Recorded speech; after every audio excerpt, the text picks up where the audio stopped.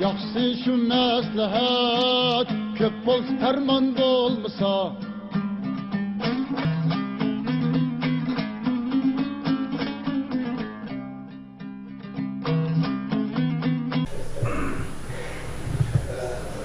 Elhamdülillah, esselatu vesselamu ala Resulullah ve alihi ve ashabi ecmain amma ba'd. Aziz muhterem qarindoshlar, hozir biz bugun har qatim uyushtirib kelayotgan strategiya tadqiqot to'g'risidagi dars leksiya yig'inimizni boshlaymiz. Bu yig'inni boshlashdan ilgari biz bundan bir qancha qatim ilgari bu haqda yig'inni uyushtirib, menda leksiya dars ilib berilgan. Strategiya degan nima, strategiya tadqiqotni qanday ilib berildi? Ondan boshqa yana bu dunyo vaziyatining Sharq Turkistonga bo'lgan aloqasi va shuning bilan birga bizga bo'lgan foydasi nima? Bu ondan boshqa yana bu bizniki nazar doiramizni kengaytirish, shuning bilan birga nazar doiramizni kengaytirish bilan birga yana bilim saviyamizni oshirish, yana bu dunyodagi o'zgarishlardan biz qanday foydalanamiz, biz qanday bularga tadbir olamiz. Bu vaqtda bir qancha qatim shu leksiya ilib berilgan edi. Bugün yana bu qatam yana doktor Erkin Ekremni taklif qildik. O Erkin Ekremga tashakkur etamiz. Bizning taklifimizni qabul qilib, uzoq demay kelganligi uchun. Naqasanlarga bu yig'inga ishlardan erib charchab kelib yana o'sha kelganligingiz uchun rahmat aytamiz. Yana Alloh ko'p ajr bersin deymiz. Aldı bilan bu programmamizni Qur'on tilovat qilish bilan boshlaymiz. Anvar Qorimni Qur'on tilovat qilib berishga taklif qilaman.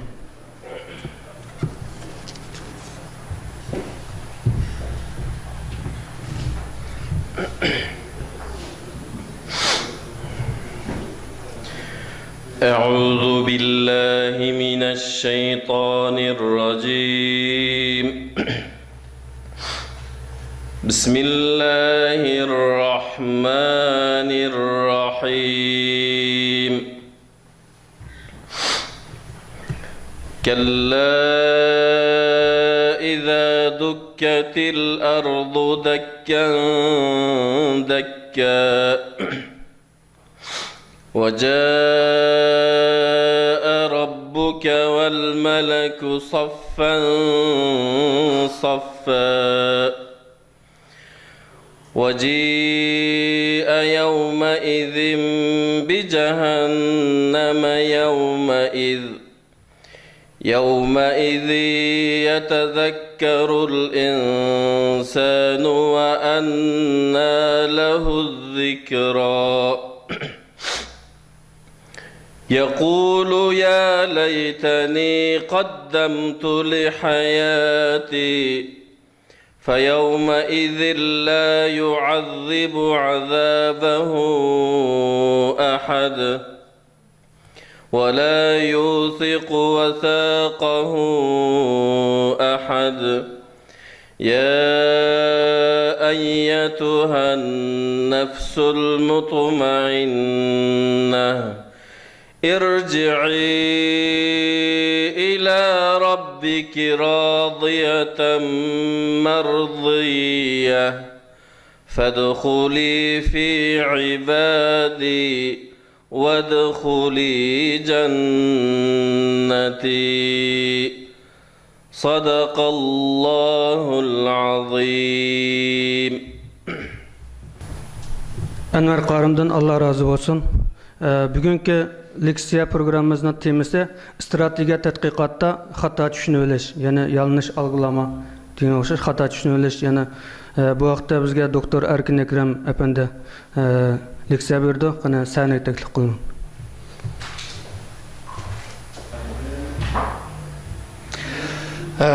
Aziz qarindoshlar, selamün aleyküm. Meni hamda bu yerga davet qilgan Sharq Turkiston Ma'rif ve Hamkorlashma Derneği'dir, cemiyet. Hamkorlashma cemiyetinin davet qilishga nihoyatda ko'p rahmat aytaman. Bu tashkilot meni birinchi qatim Uyg'urlarning o'zining o'rlashtirgan yig'iniga birinchi qatim mushu tashkilot davet qilgan. Boshqa bir tashkilotlar meni qilmagan. Ta şu Amerika'dan Tayvan'gacha nurgun yerlerde leksiya sözüldüm ama bizning Uyg'urlarning ishida meni bilan chaqirib bir leksiya so'zlab beradigan bo'lmadi. Sizlar boshda buni qildinglar. Shuningga nihoyat minnatdorim. Har qatim buni ta'kidlamak istayman. Bugünkü temamizma yani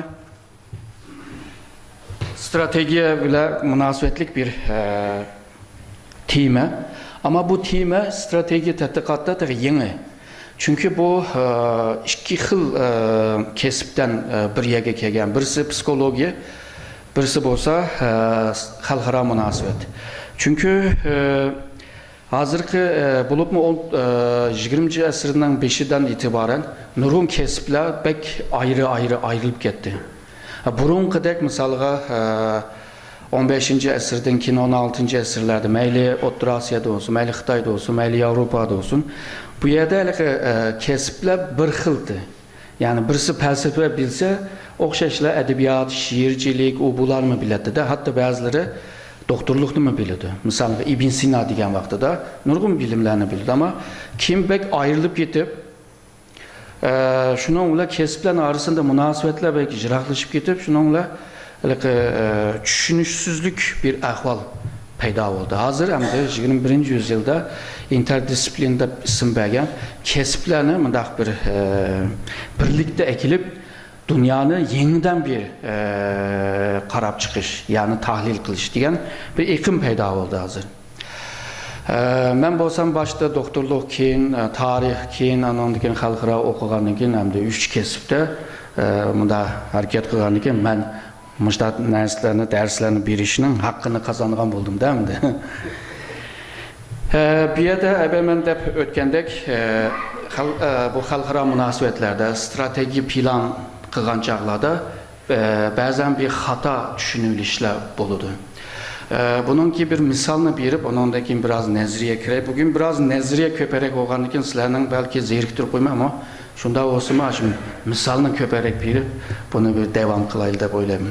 Misalga bu 1956 ayda, 50 yılının 6 ayda bir Kore uruşu bo'ldi. Yani Şimali Kore nemiga hücum qilgan, Janubiy Koreyaga. Bu vaqtida bilasizlar, Şimali Koreya Sovetlar ittifoqi qo'llayotgan, Janubiy Koreya bo'lsa Amerikaliklar qo'llayotgan, hatto Amerikaningki bir az bir qism qo'shinlarni shu nima dedi, Aral dedi. Bu jang boshlab ketgandan keyin Amerika Birleşken Devletler zemininde buna teklif qildi, yani karşı çıkış için ve 17 devlet bir ortak bir qo'shin ile hareketga o'tdi. Ve 38. paralel, yani başta bölüngen o paralel kilidi. Hem de mesele bir yerde çıktı. Hem de 38. paralel manda deb nim qilay. 1895'te Xitoy Japonya bir urush oldu. Xitoylar Javu uruşu deb ism bergan. O uruşda Japonya nima Xitoy mag'lubiyat oldu. Nurg'un tazminot o'tashga mecbur oldu. Rusya'dan, Fransa'dan, nurg'un devletlerden pul qazilib to'lashga mecbur oldu. Xitoyga ig'ir bir zarba bergan bir urush oldu. O urushdan keyin Xitoyning himoya ostidagi Kore Japonyani qo'lga o'tdi. Japonya Kore aralığını ikiga bölüp 38. paralellerden ikiga bölüp iki vilayet haline ekildi. Kim bu dünyadaki bu 2. Dünya Uruşu'dan keyin Japonya'nın teslim buluşuyla şimalga Rus kırdı, Cenub'dan Amerika kırdı. Şununla ikisi bölüşü var. Bu Kore Uruşu başlığındaki 38. paralel kildi ve Amerika'nın generali mandadaydı. MacArthur belki anlayansınız. O daydı aşı nemiga 38. paralelinin öteyli şimalga barayla bütün şimalını kolu düşüreyli. Amerika Truman Amerika'nın başlığı Truman ve onunki meslekçilerideydi. Eğer de o 38. paralellerini ötep kalsa Stalin çokum ermiye evitidi. Biz bile can açıdı ve 3. Dünya Uruşu başlaydı.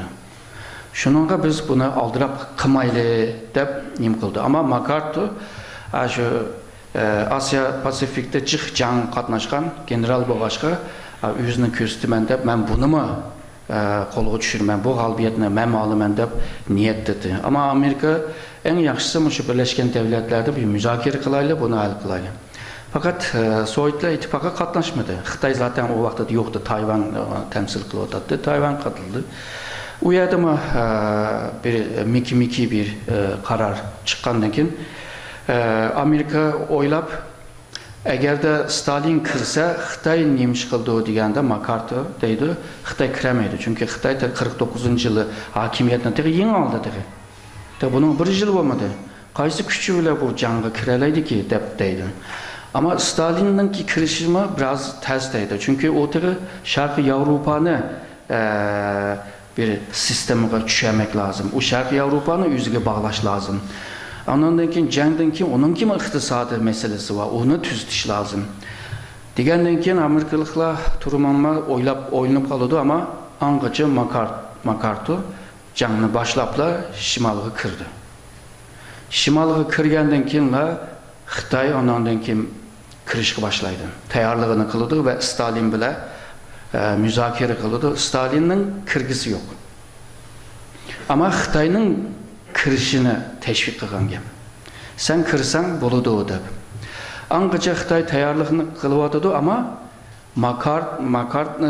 MacArthur'ningki tushunchasi Xitoy emas, Stalin kirish mumkin deb bütün kuch-quvvatlarni Stalinninki Arplan, Can Arplan deymiz mi? Uruş Arplan, pardon. Uruş Arplanıga karşı bütün Stalin bu Uruş Arplanı Xitoyga yardım qilishga tirishdi. Yani Xitoyning zemininden Koreyaga kirib, ondan keyin uch bombani patlatıp, ondan keyin Xitoy kirishini qo'g'digan bo'ldi. Bu yerda Mao manda o'ylagan. Agarda shimolga o'tib kelsa, 38 paralelni shimolga o'tib kelsa, Stalin cho'qim kirdi deb o'ylagan Mao. Ammo o Stalin jim turgandan keyin Mao nayda ochiq keldi. Kelgandan keyin Stalinga bir xafaligini qildi. Bu yerda jang boshlab kelsa, Stalin deydi, Amerika shimoliga azroq kiribla, ondan keyin orqaga chekiladi, chunqurga kelmaydi, chunqur tig'im shimoliga kelsa, ondan keyin mendan qo'rqib, mendan ansirab, Amerikama kelmaydi deb. Bu yerda hammasining tushunchasi, o'ylaganlari va ya arzu qilganlari hech birisi amaliy emas. Şunda çoğun devletler, şunda istihbaratlar, axbaratlarga veya şu vaqtdagi rayondagi ham ishlarga sahip bo'lgan, yani bilimi bo'lgan, xabari bo'lgan, axboroti bo'lgan devletlarni to'g'ri mo'ljallanmaydiganda, shuning bilan bu jang 1953'te to'xtadi. To'xtagan vaqtida, yani shu eng boshda boshlagan nuqtaga keldi. Yani 3 yilning ichida necha yuz ming adam o'lib bo'ldi. Jang tugdi, nurg'un ishlar bo'ldi, ammo yana eksi eng boshdagi nuqtaga to'xtab qoldi-da. Hech bir taraqqiyot bo'lmagandi, ammo nurg'un isroflar bo'lib ketdi. Ammo bu so'g'uq jangning cho'nqurlashishiga va texima Rus va Sovetlar ittifoqi bilan Amerika ya da Washington markazli kapitalistlar Moskva merkezlik bu sosyalistler resmen ikki tarafga bo'lib ketib, hamda Çin tuğan bo'ldi da, hamda shu Kore bir nima hamda bir misol hamda. Aslında nurg'un bundaq misollar var. O'tganda biz Xitoyningki axborot ministrligini tushuntirgan vaqtida, axborotchilikni tushuntirgan vaqtida dunyoning eng nocha axborot tashkiloti CIA'ning şu 20. asrning ichida, hatta 47-yildan bu yana eng cho'ng 10 tane xato qilganligini men ko'rsatgandim listada. Eng cho'ng axborot tashkilotimi, istihborot tashkilotimi shunday xato nima ma'lumotni berib, xato siyosatni ko'rsatib, shuning bilan xato ishni qilib, uning bedelini o'taganda hamda. Yani bu nihoyatda oson bir narsa emas. Ama insan her zaman yüzüne normal insanla qarğancaqda akıllı. Mən nə idi akıllıq, mən nə idi təfəkkürlük, mən nə idi alaydı mən. Şununla mən bilib gitməm, mən bilmən deydi. Doğru. Elə ki ilim qançılıq tar olsa, bu düşüncə şunçilik güclük oldu. İlim qançılıq kəm olsa, bu düşüncə var, bu şu əbəqə mən manda deyənlər teximi azaladı. Elə ki özünü çox göstərməydi. Türkçədə elə ki meyvə verən dərəx taşlanır deyən bir gəp var, yəni taş itildi deyib. Ama Uygurca'da meyve vergen dərəx ilgildi deydi. Yani meyve verəməyənlər onun dikin qıdayvalıdır. Şunun kadar ki bilimi, ilimi, düşüncesi, o tefekkürleri kancılık güçlük olsa şunçilik ilgildi. Zaten ağzını açkan vaxtda da seninki o ilim, bilim ve tefekkür zaten anlayıp sana hürmetini kılıdır. Yani seninki gıda ölüşünün acet yok. Şununla ilgilidir değil mi deminde diyende.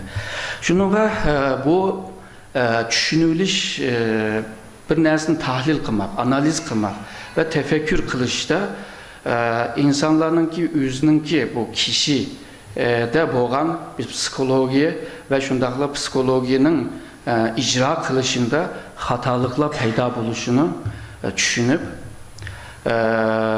halkara münasebetinin nimeleri, mütehassisleri bununla yeni bir hukum yerleştirdi. Yani halkara münasebetke, yani hata düşünülüş. Aslında strateji tetkikatıma bir hatalık düşünüş de buludu. En köp bir yerde buludu.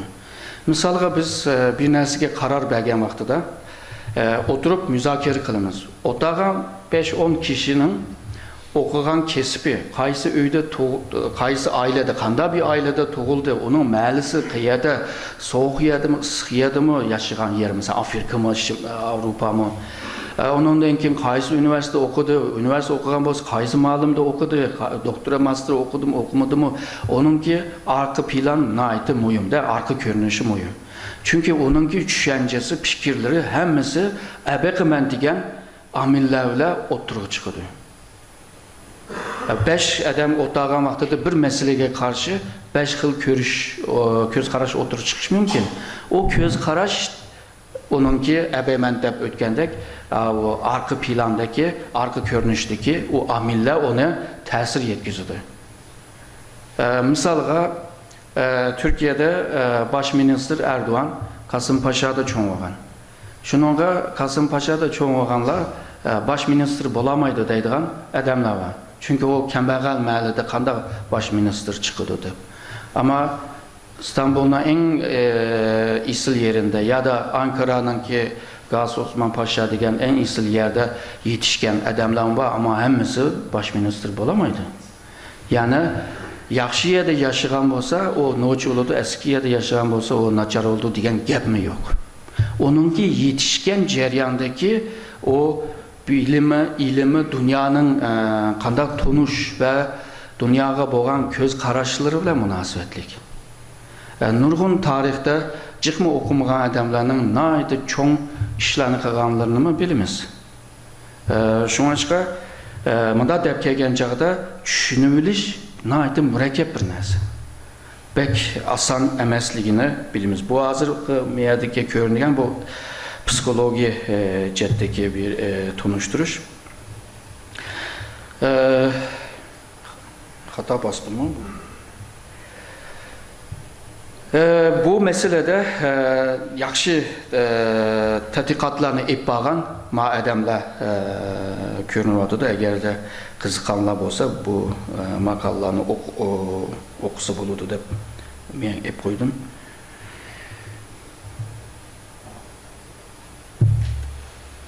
Çınarak vurmak lazım ki.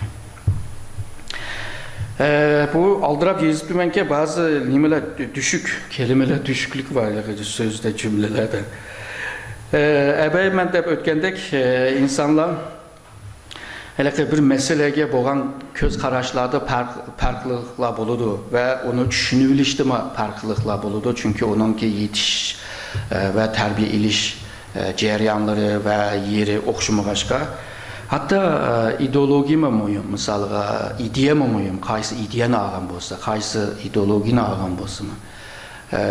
Misalga kommunizm ideyasini algan bolsa, o marksizmninki nazariyasi bilan dunyoga qaraydi. Demokrasi ideyasini algan bolsa, o demokrasinin ko'zi bilan qaraydi. Nimani sotsializmni rad qiladi. Rad qilgan vaqtida balki sening ügünüşki tegishlik ba'zi narsani unutib qochirib qo'ygan bo'lsa, shuningga atrofliq bo'lishi nayta muhim. Onun için ideolojiyadan jiroq turish, ya'ni siyosiy ideolojiyadan jiroq turib bir qaragan vaqtida boshqacha ko'rindi. Burun deb bir misol bergandim. Misolga bir alma. Almani biz ikkiga bo'lgan vaqtida bizning an'anamizga qarab qaraganda buni almani yuqurdan sepi yuqurdan bunda kesimiz go. Çünkü bunda kesilgan vaqtida bu ikki parcha cho'ng kichikligiga o'xshash bo'ladi. Ag'indarchilik, sen bani yerimni ye, men yerimni ye degan vaqtda. Hamda almanınki o nima? Urug'i, chekirdekning o urug'ninki shakli bo'ldi o. O şekilini sorgan vaqtida hammanglar bilasizlar, çünkü kesib baqqan. O düglekrek bir şekil bo'ladi. Bu düglekning ichida necha urug' bo'ladi, shunaqa. Hozir men deyman, sen kichik, men cho'ng. Cho'ng tarafni men yey deb almani yotqizib, beldan kesgandan keyin yana so'raymanda, urug'ninki shakli qanday? Bu da o'xshamaydi. Çünkü 5 bulunluq bir yıldız göründü. O'xshash bir alma farklı nokta nazardan onunla keskeşke farklı bir neticeye bağladın. Hazır deyimiz ki ya farklı netice olan ki bu iki alma deb qilish mümkün. Yok, iki alma emas. Sen almanın ki biz göremegen başka bir tarafını tonuvagan oldun. Şununla bir meseleye qaragan chaqda köp taraflı, köp nokta nazarlik qarash lazım. Bir xil ko'z qarash bilan qarab mangsak, bu dünya naytı murakkab, bunda asan bo'lmaydi. Yani biz evliya bizde az. Hamma nimani bilib ketadi. Onun için tadqiqotlarda nurg'un nimalarda mutaxassislar shu dunyoni qanday qilsak yaxshi toniy olamiz deb tirishadi. Misolga ilmninki nihoyiy maqsadi bu dünyani tonish, yani haqiqatga erishmek. İslamiyet'te de mi şunda? Hakikatini tanımak, bilmek. Allah'ın düşünmek. Şunun ki hakikatini esas kılmak lazım. Ama insanlar mındak oylaydı. Bir çık nersini bilmem, şunun ki malum ben bilmem, dep saladı. O dep selişi köpünce mentikaya tayandırdı. Değil mi? Ma mentikalık cedde, toğra diyen vaxtıda hudu bu hakikatte düşünümüz. Mesela Türkiye'de mi nurgun geziciler var, televizyonlarda talaş tartış qilgan isim mutaxassislar var. Ular mındak deydi. Mantiqi jihatda bu to'g'ri bo'lgan qargan chaqda bu to'g'ridir deydi. Ama mantiqa insan oğlunun tecrübesinden kilidi. Tecrübe degan narsa bugün to'g'ri bo'lsa, erta belki hata olur. Burun to'g'ri olsa bugün belki hata olur. Hem de Xitay milletinden bo'lgan başka, Amerika'daki tecrübe başka, Türkiye'nin tecrübe başka, o zaman mantiqama xilma-xil bo'ladi. O haqiqat degan xilma-xil mantiqalı bo'lmaydi. Haqiqat degan birla. Xilma-xil bo'lib ketgandan keyin demak ki sen haqiqatga erişemedin degan gap. Onun için başka bir xil düşünüş var. Bu nayta to'g'ri. Bu to'g'ri, o hata. Biz o to'g'ri bu hata degan vaqtida aslında onun ki haqiqati haqida gapiryapmiz. O nesnenin haqiqati bilan gapiryapmiz. Ama to'g'rilik ya da xatolik u mu o'z oldiga talash tartishga ochiq bir narsa. Yani tarixdagi to'g'rilik bugün to'g'ri bo'lmaydi. Ya Amerika'daki to'g'ri degan narsa Türkiye'de belki to'g'ri bo'lmaydi. Mesela 2003'te Amerika Irak'a kirmen dedi. Türkiye'de 1 milyondaki adamla çıkıp canga karşı biz namaz kılımız deyip namaz kıldı. Türkiye'de o hata ama Amerika'da o doğru. Demek ki doğruluk ve hatalıktı mı bir oylaşqa değişiklik bir narsa oldu. Nemi kaldı hem de? Hakikat. Yani şununla biz hakikatga erişmek lazım. İlim yoluyla, tefekkür yoluyla aşı hakikatga erişmek bu en mühim. Hakikatni tushungan vaqtida sen felsefe seviyege kelgan bo'lsa, her ağzını açkan vaqtida o gaplar hammasi to'g'ri chiqadi. Shuningga biz mundaq bir shuar deb o'tay. Her mantiqliq narsa to'g'ri bo'lmas mümkün. Her to'g'riliq hakikat bo'lmas mümkün. Yani bunu ayırıp algandan keyin biz texmi asan bir meselege texmi to'g'ri qarashga bo'ladi da. Hem de tarix mutaxassislar bu farklılıkni nayda yaxshi biladi. Ma hozir bergan bu kişiler, ma kitaplarni yazgan kişiler hammasi xalqaro munosabatlarda nayda noja adamlar bular. Yani mutaxassis, yaxshi mutaxassislar. Bular jig'inda ya bu nayda qalamqa nayda murakkab, nayda tushunishsizlik deb deydi. Yani bir narsani to'g'ri tushunilish meselede bular nayda qiynalib ketadi. Mana shu cho'ng mutaxassislar shuni deydi.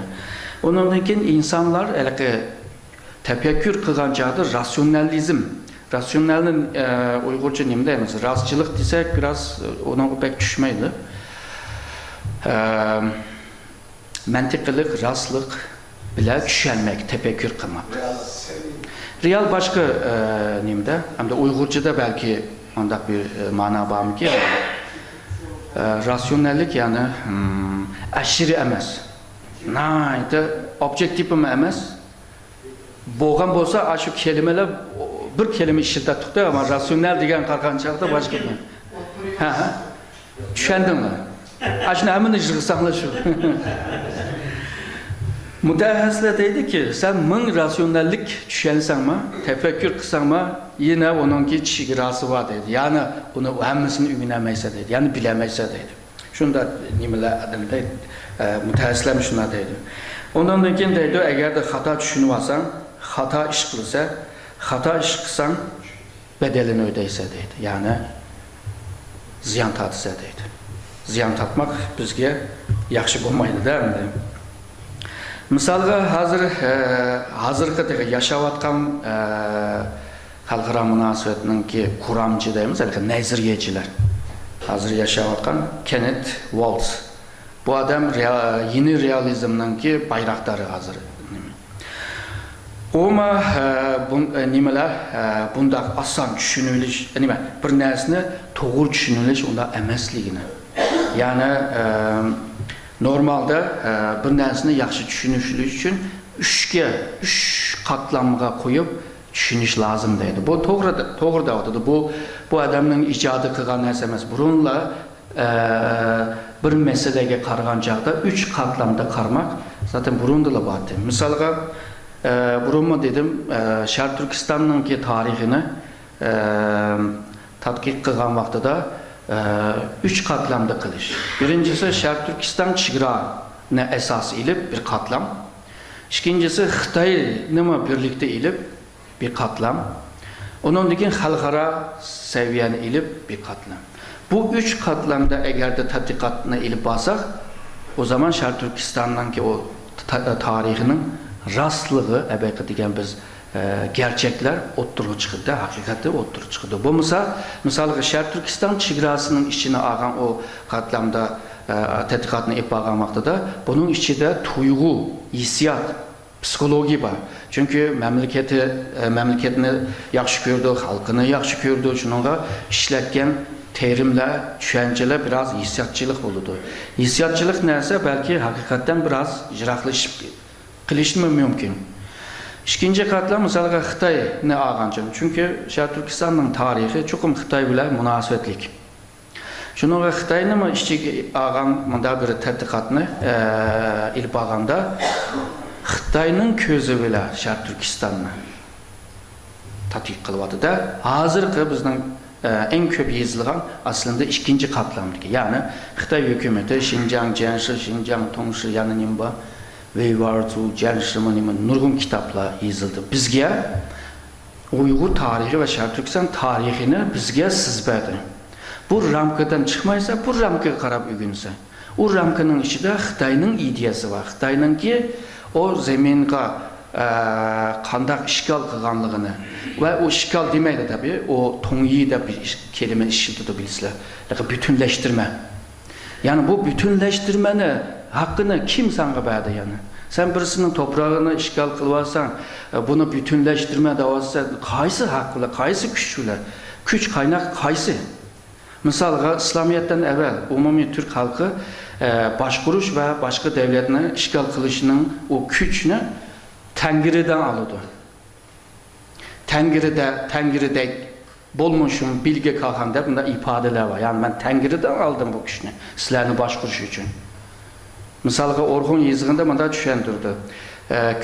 Kök ve yer, zemin yaratıldıktan sonra Uygurca Türkçe kitap kaldı.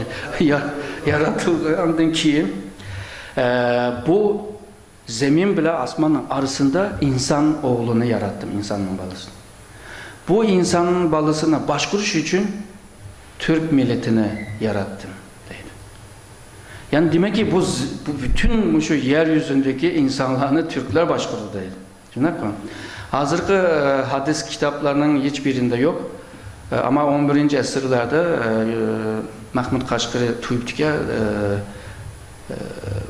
çoğun dadısının ki tağısının bir küçük dadısından bilipti de önemli. Üyede hem de Türk halkının Allah'ın ordusu, Allah'ın elmisi boğanlığını ve nerede bir problem olsa, sorun olsa onu eşek evitidiken değil mi? Müştak nimler var. Yani köz karaş mandak. Yani dünyaya boğan köz karaşmada. Hazır hem de demokrasi iklimler kengayandın ki hazır başkuruş güçünü bir hakimiyet olsun. Başkuruş güçünü halktan alıyordu. O halk avaz verip özününki hakkını avaz veriş bile onunla o başkuruş hakkını tanıyordu. Xitay bu her işkisi de emez. Sen niye böyle başkursun? Yani hakkın nerede?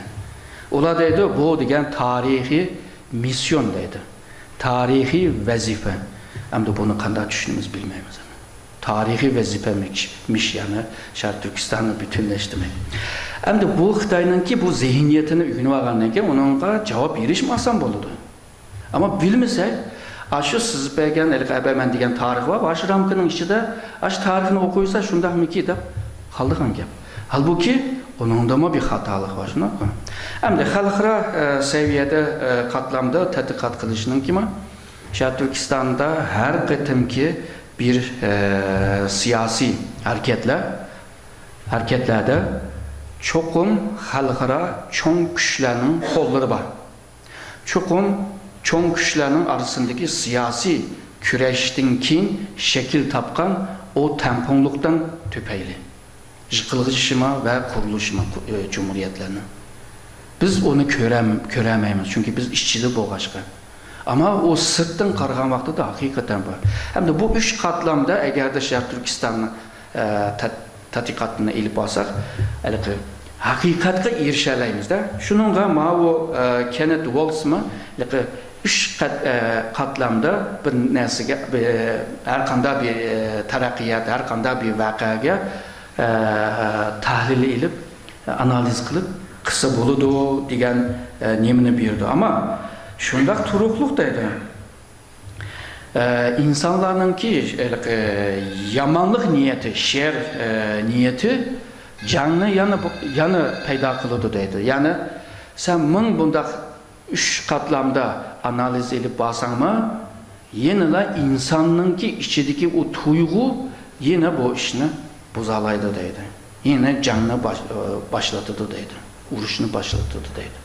Yani jığıp kelgen çağda sen kancılık ilmi yoluyla bu meselelerini aydınlatımən deysən mi, psikoloji, bizim düşünce, bizim ideyemiz yan aşını təsir yetkizip onu bozalaydı ya da tüzələydi degen manada gap vardı. Yani psikoloji ahval naydı moyum. Yani bizim tefekkür düşüncemiz moyum. Fakat hazırgıca bir ilim insanın ki düşünce öyle psikologiya ile münasebetlik bizni qanaatlananlaydigan bir ilimni o'tirib qo'yamiz, o'tirdi yo'q. Hamda biz şu asta bunu öğrenishga tirishayapmiz. Bütün dünyadagilar tirishayapti. Hamda Kenneth Walls deydi, agarda nima xalqaro munosabat agarda bir ilim bo'lsa, o zaman tushunilish bu ilimga bir foydasi yo'q deydi, ziyni bor, foydasi yo'q deydi. Chunki bozuldi deydi. Hamda buningki ma'nosi shu, men ilimninki ramkasini sizbadim. Ama sen qo'pib psixologiya bilan buni tushunaman deydigan bo'lsang, buni buzib qo'ysa deydi. Ama bu bir haqiqat. İnsanın düşünce, psikoloji, davranış, hareketleri bu bir hakikat, bu mevcut bir narsa. Sen kaçamazsın onu. Ben ilmi ramkı koysan koy, bunu chetga qilib qo'ysan bo'lmaydi. Yani psikoloji amilni chetga qilib qo'ysan bo'lmaydi. Bu Hans Morgenthau degan bir kişi Tashqi ministerlik, Amerikanın tashqi ministerligida ishlagan 1940-50'lerde Amerikanınki en güçlü tashqi siyaset plancısı, planlagan kişi. Türkiye'de mi uzun turgan, Türkiye'ye karşı mı? Türkiye bu adamını belki yaxshi ko'rmaydi, çünkü Türkiye'ye karşı başka düşünce var. Bu adam mı realizmninki piri. Yani xalqaro munosabatda realizm degan bir iqlim var. Bu iqlimninki piri de en öncesi. Bu mu deydi? Yani insanınki düşünülüşü, tutumu, tavır ve hareketlerinin sebebi dünyanı düşünüşçede moyun boğan bozma deydi. Kişilik fertninki bir alaytligini bilmek, yani bir kişinin amil, yani kişilik amil bu meselelerde naytı moyumluğunu oturup koydu ama o mu hal kılamadı bunu? Yani qanday düşünüp alımızda. Bunu hal kılgan hem de Robert